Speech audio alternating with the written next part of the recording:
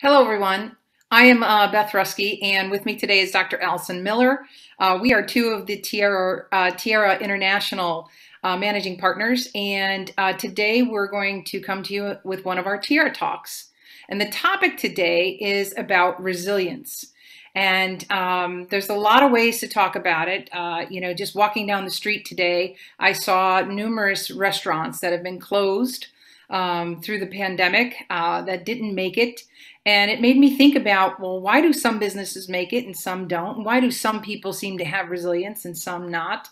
And so that became our conversation for today. So, Alison, I know that you've been thinking a lot about this in this past week or so. So, resilience, let's just take it from there.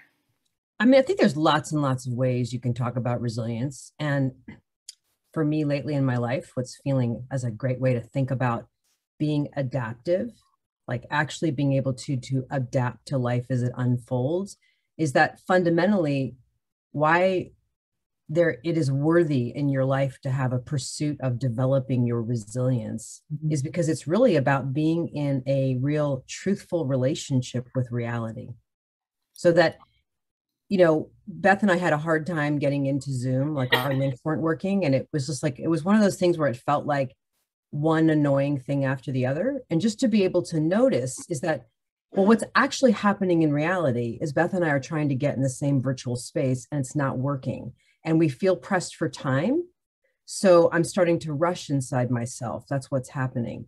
And I'm starting to oppose reality. I don't like it. I'm in opposition to it. Meanwhile, reality, the fact that we're not in the same virtual space, could care less about my objection and my opinion of it. But really, it's sort of laying there and waiting for me to be like truthful about what's actually unfolding right now. And if I can take my energy and withdraw it from objecting, it takes a lot of energy to object, and bring that energy into, well, what are my options? What are my choices? How do I want to respond in a way that really feels good to me? It feels like it has integrity. And that way, instead of trying to figure out how I'm going to solve my whole life, is to realize that really all day long, we're being asked and invited to adapt. Yes. Like life is an ongoing test of our resilience. Yeah. So I think if you can free up some of the energy from the objection to how life is and to being more truthful, well, this is how it is right now. Right. How do I want to respond? That's how you become a more responsive and a less reactive person, actually. Yeah.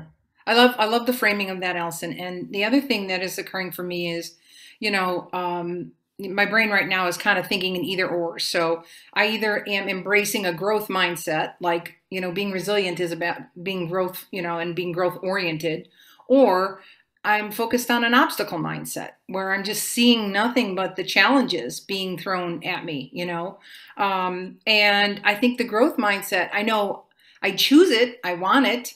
I don't choose it in every moment, of course, but, it's definitely something that I'm realizing that I'm aiming towards. And when I find myself being very, very aware and talking about obstacles and in the obstacles, I am not being resilient. I am definitely pulling myself away from that energy and being much more focused on what's not going right. And I love how you put it, and not a healthy relationship with reality. I just like, I'm going to change reality. Mm-hmm. Okay. Mm-hmm. Give it a try, see how it works. Well, when you're talking, Beth, it strikes me that sometimes what would be really the kindest thing we can do when something's unfolding in life and we don't like it is to give ourselves a moment to just let ourselves have our objection for a few moments. Go ahead, have a little intense little objection party. Yeah. Then realize the word tantrum comes up, just go ahead and do it. Let that move through your system. It's okay to not like how things are in your life, in the world. I get it. And once we've done that, we can look to see, well, what are my options? What are my choices? What feels wise? I would say, what feels self-honoring? What's the best thing I can do in the moment, given the state that I'm in and given the state that the outside environment is in? Yeah. And it is, I love something else that you said. You said life is just a bunch of moment by moment choices, that our reality is giving us an opportunity to adapt every moment.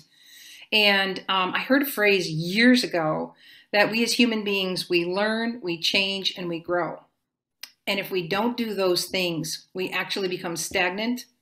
And it's usually the point where death starts. You know what I mean? So it's like there's something built in us that we are made to learn and change and grow. And maybe if we just kind of get that for a minute or two, that's the path we're supposed to be on, not trying to force our will in another direction. Life might just be easier. Who knows? Right. You know, there's a great metaphor of about what you're saying. It's like if you grow a tree inside, you actually, to make that tree really be healthy and strong and grow well, you have to shake the tree sometimes, because the tree is in the form it is outside, in part in response to the wind that blows.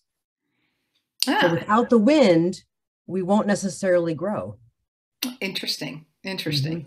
Mm-hmm. Well, it's just a short talk today, but was there anything else you wanted to leave everyone with about resiliency or feeling resilient, growing it?